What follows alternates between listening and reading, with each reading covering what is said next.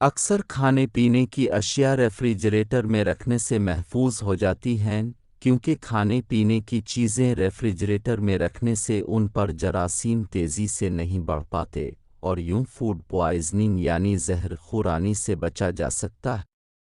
لیکن روزمرہ استعمال کی کچھ اشیاء ایسی بھی ہیں جنہیں ریفریجریٹر کے مقابلے میں عام درجہ حرارت میں رکھنا زیادہ بہتر ہوتا ہے۔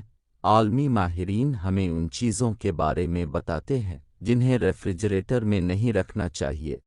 ٹماٹر، وٹامن سی، پوٹاشیم اور دوسرے اہم غذائی اجزاء رکھنے والے ٹماٹر عام درجہ حرارت پر ہی ٹھیک رہتے ہیں، خاص طور پر اگر آپ کا ارادہ انہیں 1-2 دن میں استعمال کرنے کا ہے۔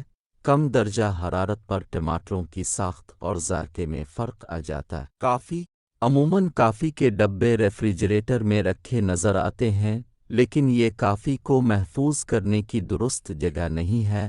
ایسا کرنے سے ریفریجریٹر میں موجود دیگر چیزوں کی سمیل کافی میں آ جاتی۔ بہتر یہی ہے کہ اسے ڈبے میں بند کر کے کسی اندھیری جگہ پر محفوظ کریں۔ کیلے، اپنے کبھی کیلے ریفریجریٹر میں رکھے ہوں تو آپ کو پتہ ہوگا کہ سردی میں ان کا رنگ تبدیل ہو جاتا ہے۔ کیلے عام درجہ حرارت پر ہی پکتے ہیں، لیکن ریفریجریٹر میں رکھنے سے ان کا پکنے کا عمل سست ہو جاتا ہے۔ ڈبل روٹی ریفریجریٹر میں رکھنے سے اسے پھپھوند تو نہیں لگے گی، لیکن ذائقہ چلا جائے گا کیونکہ ریفریجریٹر میں رکھی ڈبل روٹی خشک ہو جاتی ہے اور اس کا ذائقہ ختم ہو جاتا ہے۔